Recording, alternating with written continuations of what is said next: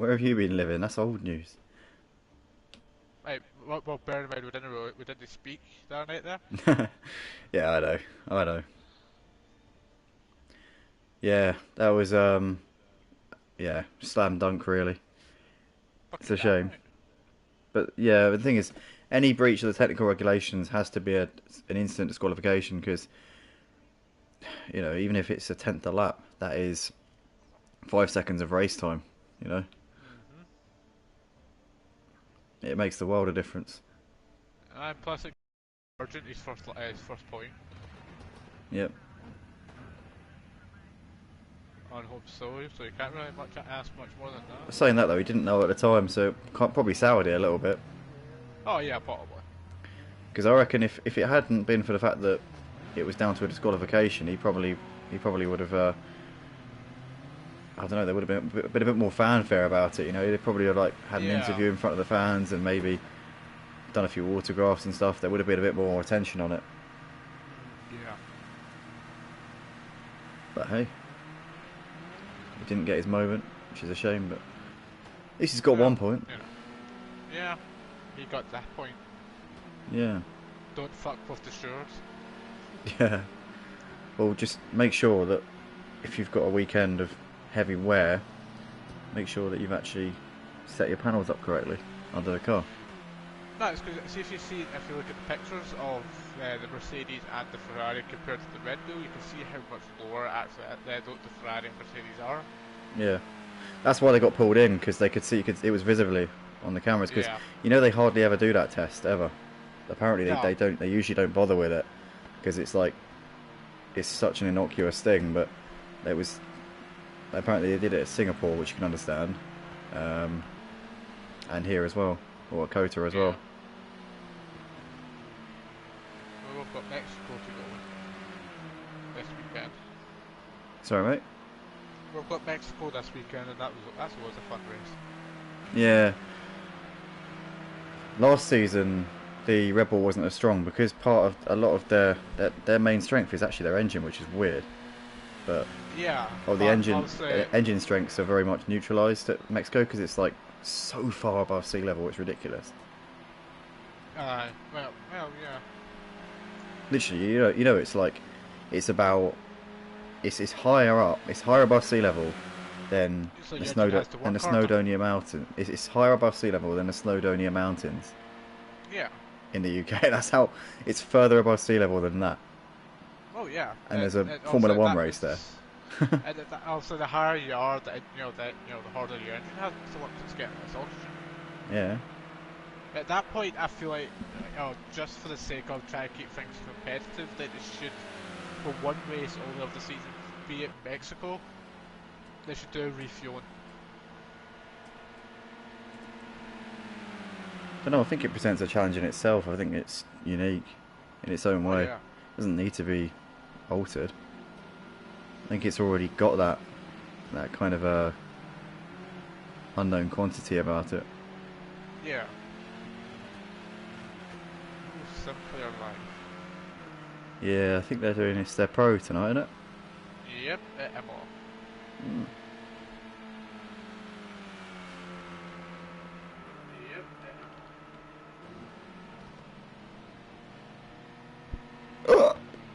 Pardon me. Cinnamon, as much as I love you, I do not want your tail in my face, thank you. Talking to the cat again. Maybe. Oh, mate, what's? Oh, sorry. Everything's fine. What? Everything's fine. Everything's fine. Everything's fine. Don't worry. What? Don't worry. Don't worry. Don't worry. It doesn't matter.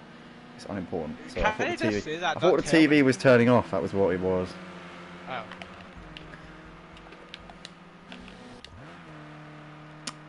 Welcome back, everybody. We are here for the second race of the night here at Motive for the World Touring Car Championship here on Project Cars 2 for Season 15 on the PlayStation 4 and PlayStation 5 platforms.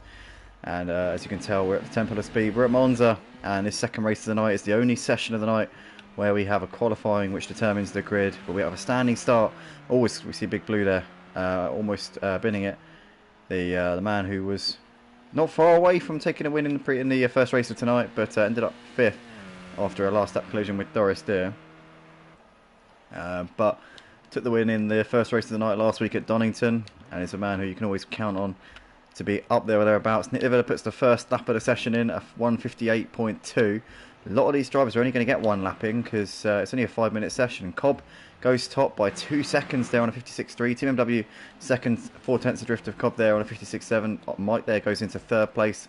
Jay currently fourth. Thoris has done a time good enough for P6 there. Aussie seventh. Diabetic Lamb and Charlie Goff a little way off of the pace. Also a big shout out to Charlie Goff here tonight. Ian, it is going to be his last race in the touring cars for a long time tonight. Oh no. Because he messaged me the other day saying that he's got to pull out of the touring cars for this season as he's got other commitments. I think it's due to a new job that he's starting, I believe. So he's not going to be around on Thursday nights, but he said he will be around on Tuesday nights. But he's not a big fan of the GT4s. I've tried to convince him in DMs. I don't know whether or not he's thinking about it, whether he's considering it. But Charlie, if you're watching this back afterwards, mate, you'd be more than welcome to join us on Tuesday nights. We are usually a little bit short of the full capacity, so you generally will find that you'll be able to join on any given night. But yeah, you're more than welcome to jump in. Join the GT4s. Do it. Come on. You don't need Clios to join. Don't be a shite bag. Come on, you can drive a real drive car. I know you can.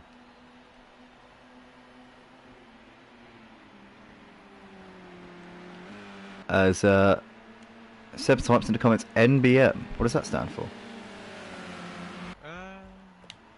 Good question. Sorry, Ian. Huh. Why say sorry? I don't know. Because that's what Seb said. Not you. I'm talking about why Seb. Oh, never mind. What? What are you on about? Huh? What is... Seb, are you okay? Seb, have you been drinking? I know someone else who has. Naughty, naughty. You've been a bit naughty boy, emo guy. Oh, as Charlie Goff goes into second place. Don't say it. Charlie Goff there, 200ths of a second short of Cobb. Very, very close there to putting in the pole time, but just misses out. Jay, P6. So it looks like it's going to be Cobb on pole, barring any very late laps here.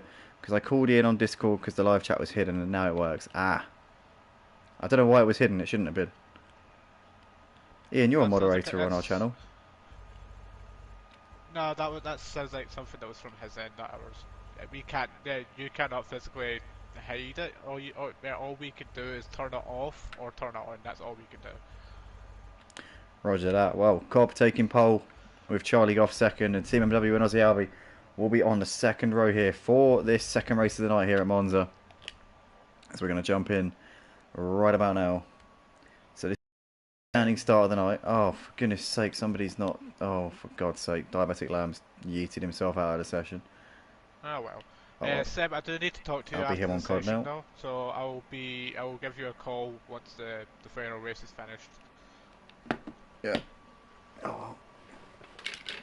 Right, yeah, here we go. We're just getting ready for the second race of the night, ladies and gentlemen.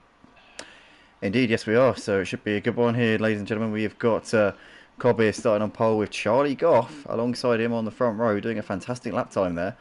Surprising to see the likes of Mike and John Boy, 5th and 7th on the grid here. Looking like Monza is definitely shaking things up a little bit. It's a bit of an anomaly in Monza, isn't it, Ian? It's an unusual circuit. Well, as far as the country is shaped like a boot, when you look at it, if you turn it 90 degrees to the left from the track map, it is a boot. So that in itself is weird. We got Diabetic there, so I didn't mean to leave, but sorry, the car's crap. Oh, I'll jump in for the last race, mate. I'll send you an invite. That sucks. I think he's pressed leave by accident. I think he's pressed X on the menu in between sessions, which we've all done. He's probably just spammed circle to go back or whatever, and then he's just accidentally pressed X thinking, all right, yeah, that's ready, that's continued kind of stuff. Yeah, we have all done that, to be fair. It's something we all do when we first go online on Project Cars 2, and then every now and then you might do it even when you played the game loads of times. But nonetheless, we're about to go racing here for the second race of the night here For the Touring Car Championship at Motive for Monza, and it's lights out and away we go. And Charlie got a good launch, but Cobb has managed to get a decent start in the second phase as the BMW of Mike, predictably there, absolutely launches. And he's coming up towards turn 1 in the lead of the races. He's flashing his lights there, is Mike, not sure why. But into turn 1 we go. As we can see there, Charlie Goff on the inside there of Cobb. Cobb trying to go around the outside and gets the move done there up into second place. As BMW gets a bit of a tap there in the background, just nudged Charlie in the rear there. But Jay there in P5 just behind, ahead of Aussie Albert with John Boy there in 7th. With Nick moving ahead of John Boy actually on the exit of the first chicane. So through the Curva Grande we go. Nick there up into 7th place. There's John Boy ahead of the Marks Nuts, followed by Granad Stee with Craig, Big Blue and Doris Deer side by side here actually as they come through Curva Grande down towards the Della Rocha chicane. Mike's but in the lead. Mike leading as they come into the corner. Yep, he obviously took the lead coming into turn 1 because his BMW is absolutely OP off the line. But TMW's got Jay looking up to his inside here coming down towards Lesmos. But he's not far enough alongside there. Has to back out of that one for the time being. But we've got Big Blue there losing out to Thoris Steer. Thoris Steer up into P12. Well, that's as interesting as ever. Hopefully we can keep things calm. We've been calm most of the night, apart from one instance. So please, ladies and gentlemen, or ladies, however you want to be pronounced, please continue this. Indeed, yeah. This is actually an all-male series. This is. We haven't got any female drivers at the moment. No, we haven't. We genuinely haven't. I don't know. I've spoken to every single one of them. I know for a fact that there are no women in this league. Yeah, but you don't know how they, if they're they're gender fluid. You don't know if they're, they could be transgender. You don't know that. Okay, well in that case, if they're transgender, they're not women, are they, Ian? Do you know what I mean? If they're what if their pronouns? Sorry. Let me clarify. If they're transgender or if they're gender fluid, if they're a transgender male, then they're not a woman, and if they're gender fluid, then that means that they don't identify as either. So, shh. No, gender fluid actually means one day you can feel. You don't know what you're talking about. Oh, anyway, Cop moves around the outside of Mike. I know you do. I'm just joking. But anyway, let's. Oh shh. I'm talking about Sam, not you. Your logic is flawed though. Your logic's flawed because if somebody is a transgender male, then they're not a female, and if they're gender fluid, or if they're non-binary, then it also means that they're neither. They don't identify as either, so you can't call them women. Well, gender fluid actually means one day you can feel like a man, the next day you can feel like a woman, or the next day after that you can feel like none of them. That's what gender fluid is. And this is really what we should be talking about whilst we've got a race going on live on the screen. But currently Cobb's still ahead of Mike. We've got Team W ahead of Jay, followed by Charlie Goff. Got Granad Stee there on the inside of John Boy into Lesmo 1.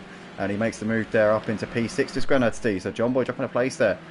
But it's been an interesting start to this race. We haven't really been talking about it. We've been talking about gender fluidity. But we've got currently Cobb, who is trying to fend off the challenge. Cobb obviously moved ahead of Mike on that previous lap whilst we were talking about gender fluidity and up into the lead. So Mike's lost out to him. Did you see where he did that, Ian? I didn't.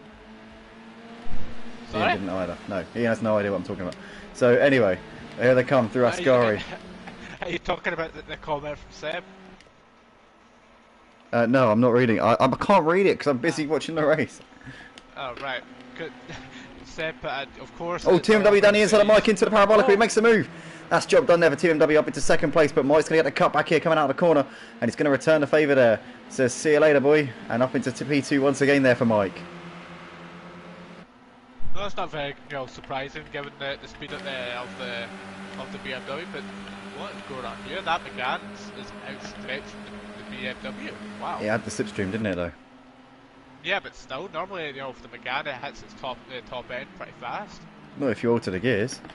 Oh, there's a crash in the background between Charlie Goff and Aussie Albie, and Charlie Goff straight lines the chicane there. Aussie Albie has got big damage on the car as he's dropping down the order. He's dropping loads of places here. He's down to P13 in this race. Is Aussie Albie. Charlie Goff continues on like nothing happened. Who was at fault for that one? I just saw as they were coming into the braking zone, two cars sideways on the grass, and it was those two messers, Charlie and Aussie. As we can see, Steve there looking to the inside of Charlie into the Della Rocha chicane, but too far back at the moment. But what a shame there for Aussie Albie. He has dropped back loads of places here, and he's now in 13th place, nowhere to be seen. He's 7 seconds off of the lead all of a sudden.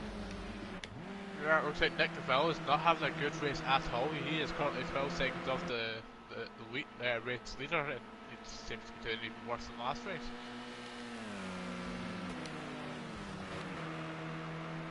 Here we go then, we've got Mike on the back of Team MW here coming down towards the Ascari chicane. So looking like he's trying to put him under some pressure here. Cobb trying to break away a little bit. He's got nearly a second of a gap here over these guys at the moment as they once again down this long straight towards the Parabolica, on board with Mike, as there's Jay on the back of him as well.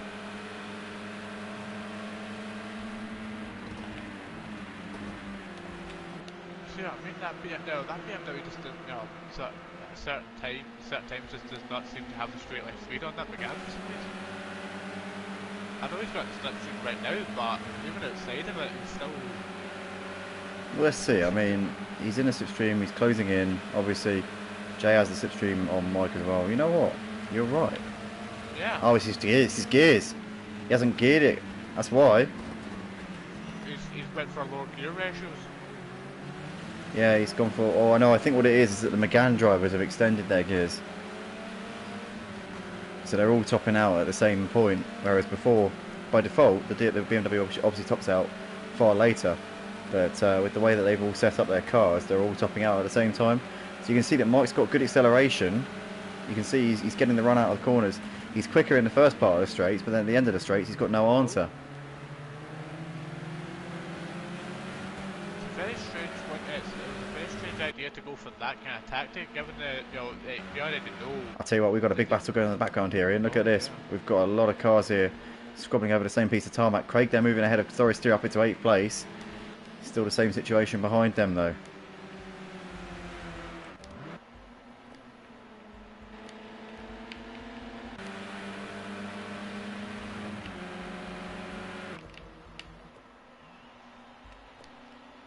Yeah, we know there's a battle going on for P1 sec. Oh, contact between Cobb and Team MW into Ascari. Team MW a bit wide there onto that outside curb, but Cobb's still holding on to this one. Team MW, though, chasing this one. He got the win in the final race of the night last week at Donington Park, and looking to try and get another win here this season if he possibly can, as he comes down towards Parabolic, looking to the inside here of Cobb, as Cobb there goes to cover him off there. The BMW of Mike's still close with them, but like we said, hasn't got that the gearing set up in a way that would help him. He's went low, he's got through. Yeah, he's done it. Now he can focus on the back on Cobb ahead of him. Nice move there from Mike as they come out to the start finish straight once again here. You've got Granite Steve still running in P5. Somebody was a bit wide there on the outside of Parabolica. Was that Park Pooper? It was Park Pooper there who got a little bit out of shape there onto the grass or onto the gravel. He's still on the back of Charlie Goff at the moment, but Cobb leading, and Jay's down the inside here making a move. Is he going to be able to do this one on Mike? He is going to be able to get that one done up into 3rd place. Jay there moves through easily there, and Mike, it looked like he had got moved done on Team MW out of the Parabolica. He's now lost another place here, so he's gone from 2nd to 4th coming into that chicane. So that BMW, like you say, Ian, what's going on? Because he is actually slower than the Megans in a straight line. Yeah, it's a very strange one. It's a very strange tactic to shorten the gears on that BMW. Especially around here. Yeah, it performs very well on normal gear ratios. So I don't understand the reasoning behind it. It looks like Team MW is going for a move on Cobb here. Cobb a bit wide. He's not going to have the grip around the outside, is he? Surely not. He's going to still keep it there. Cobb there, gritty determination, staying ahead. But Team MW down the inside for Desmo too. Cobb swoops around the outside there and has that one held on to, as we see Mike ever so wide in the background there, all over the curb. But Cobb did a good job there of keeping the head of Team MW. It wasn't easy to hold it around the outside there, but he did kind of have a nice racing line, which did help him a little bit. I thought the Team MW on the inside would be able to put up more of a fight, but Cobb still leads the race as they come into Ascari once again. But this is boiling this race here. This top 4 currently separated by barely anything. John Boy, I tell you what, surprising to see him down in 7th place. He's not at the race here at all in this middle race. He's stuck in a mid-pack battle here with the Mutts Nuts, Granite Stee and Craig. What's happened to Big Blue? He's just stopped in the track after the 2nd chicane. I'm not sure. We did also lose a driver early on. I'm not sure who it was. I haven't quite put my finger on it yet. Yeah. As Cobb there gets a lovely exit there out of the Parabolica and moves back ahead of Team MW, and Jay's followed him through as well now. So Jay up into 2nd place on the back here of Cobb.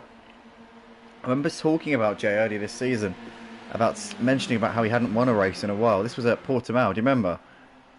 Yeah. What's happened in the background? What's gone on? Oh! Granite Steel on his roof, that's in a straight line. What has happened there? Maybe they've stuck together. Yeah, looks like Big Blue's engine blew. That's why he's sitting there. Yeah, so he forgot to do his radiator. Yeah, I have a feeling that those Grandad Steve and the other drivers probably got stuck together because Project Cars 2 physics. They probably just went spearing into the wall. Jay looking to the outside of Cobb. We're riding on board with TMW, who's just behind them. As Jay trying to go round the long way here, but can't get it done. Cobb outbreaks him there into the... Oh, TMW gets tapped in the rear from Mike. And Mike, what was he doing there? A bit aggressive there from Mike. Is he going to wait for him? Surely he's going to have to give that position back. No, it doesn't look like he's waiting. He's still going for full guns. Well, we were riding on board with TMW, and from his point of view, it didn't look like he did anything wrong there. He was just driving, minding his own business, and then got clouted from behind. So I don't think we can blame him for that.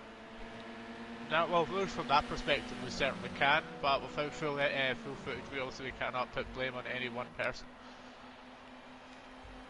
As we come down to Ascari, so it's going to be Cobb and Jay by the looks of it to fight out the win. They're 2 seconds clear of Mike. I think that might be a little bit much for Mike to claw in over these last 2 laps, unless Cobb and Jay start really fighting each other. I think it's going to be between these two for the race win as they come down towards the Parabolica here once again. 2 laps left to go here for this second race of the night. Second of 3, obviously we've got the reverse grid based on the results from this race to round off the night. We've lost another driver from the race here as well. Oh. Somebody else has retired. That was 6 Granada Steve, because obviously he was on his roof. Didn't have a reset button by the looks of it. Unfortunately not. Oh, Was Clegg always in 11th? sorry? Was Clegg always in 11th? I don't think he's always in 11th. No, I think was he all out for this race? Has he been in 11th for a while? Oh, do you know what? He's barely even appeared on my radar, haven't he? He's had a quiet race, hasn't he? Yeah. It's just, I don't think he's been down that low this race yet. But... Yeah. I haven't even noticed him, Craig. Sorry, mate. I forgot you were there. Oh no! Oh, Team MW's hit the curb, going for Curva Grande, and he takes Bar Pooper with him. Oh my goodness! Oh, that is one of those moments where he will look back and he will absolutely be mortified. Yeah. That was just one of those moments there. It's so easily done, but it's such a rookie thing to do. But it's so easily done. That's the thing. Like, although it's something you look back on and you think, how on earth did I manage that? But trust me, mate, I've been there as well. I don't know if you have, Ian. At the moment, it's very like how could it have happened? But at the same, but when you look back later after the race, you're like, how did I do that without knowing it? When it looks like did those two just come together? It looked like the P1. It looked like Jay and Cobb came together there, but. Oh no, they're okay. But like I was saying, yeah, hindsight is a very powerful tool. Yeah, it's obviously 2020. There's a battle. Mate, we're on it. Don't worry, we're watching everything. The Mutt's Nuts side by side here with John Boy into the Parabolica. Can John Boy go around the outside here? He's going to try and swoop all the way around as Mutt's Nuts there to give him a little tap there in the rear as they now come out onto the start-finish straight again. The Mutt's Nuts just squeezing ahead here, but John Boy still keeping it side by side here. And John Boy is just eking ahead once again. I think he's got the straight line speed. It's still going to be close though between these two. Yeah, definitely. Battle for the leads. Yeah, battle for the lead settled down a bit, Seb. Cobb and Jay now half a second apart. We're going to keep half an eye on that battle though, because it still could go down to the wire, but John Boy has had to back out of that move on the Mutt's Nuts there. In fact, the Mutt's Nuts has lost it on the exit of the first chicane. What happened there? He must have got wide onto the grass or something, because John Boy's now moved ahead of him up to 4th place. Yeah, but the Mutt's Nuts is definitely not giving it up, and he's going to be fighting tooth and nail for the rest of the race to get that position back. You say that, and he's already on the back of him here, looking to the outside. Can the Mutt's Nuts go around the outside of the De La Rocha chicane here? He's going to try and go late on the brakes, but John Boy's going to just hold his ground here. Oh, Mutts, yeah, he's just managed to do a very sneaky manoeuvre there on him, and now he's done that really nicely there. John Boy, to be fair, gave him the space. Mutt's Nuts was just still there on the inside, and John Boy knew he was there, was expecting him to be there, and Mutt's Nuts there, just cheekily back up into 4th place. Always in the background, part a bit wide onto the grass on the exit of Lesmo 1. as far as we saw overtakes from the Mutts Nuts this season, I'm going to have to rate that in the top 3 for the best of this season for him. Indeed. Seb there criticising my camera direction, but mate, I just got to move. I just got a great battle between the Mutts Nuts and John Boy, who are still going at it 4th and 5th, and the 2 leaders didn't even swap positions once. So tell me I'm a bad director again. Go on, tell me again. Go on, tell me I'm a bad director again. Anyway, Cobb and Jay coming down towards Parabolica for the final time here in race 2, and Jay's going to push him all the way to the flag. Can he get a good exit here coming out of the Parabolica? If he can, he might be able to have a run. No, he's messed it up, and that's going to seal the deal for Cobb as they come out onto the start-finish straight for the final time. We're not going to get the drag to the line that we saw in the first race. It's going to be Cobb quite convincingly here at the end to take the win in the second race of the night. Cobb P1 ahead of Jay, who comes over in P2. Mike is going to finish this one in 3rd place. Quite a lonely 3rd place for him in the end. Final podium position for him. Mutz holds on from John Boy for 4th place, with John Boy 5th. Charlie 6th ahead of Park Pooper, who comes over in 7th place. Doris Steer finishes in 8th place, with Aussie Albie, who will be next over the line to just hold on here from Craig, as these two fight it out all the way to the flag. But it's going to be Aussie Albie P9, Craig P10, and Big Blue, we already know about him. He's blew his engine a long way out. 2 things. Big Blue, don't you get involved. You get back in your corner. And Seb, we have to show the love to other drivers on track as well, or otherwise what's the point?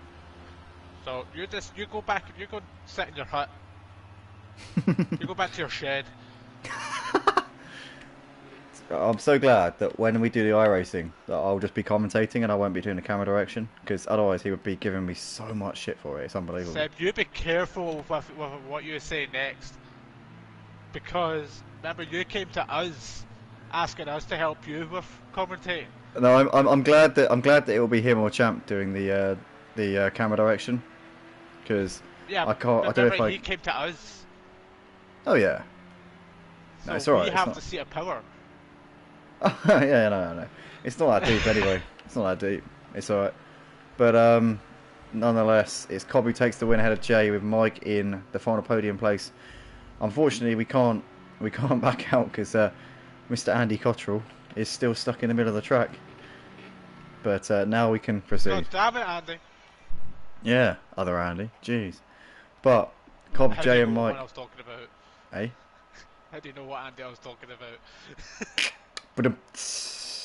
But anyway, Cobb, Jay and Mike there, your podium finishers. Thanks everybody for watching this second race, and we'll be live with the final race of the night. We'll be posting that on Discord in about 5 minutes time, and it'll be the reverse grid based on the results from this one. And with so many retirements, we're going to have a very, very hard time setting the grid order for this one. So in fact, I'm just going to take a quick photo.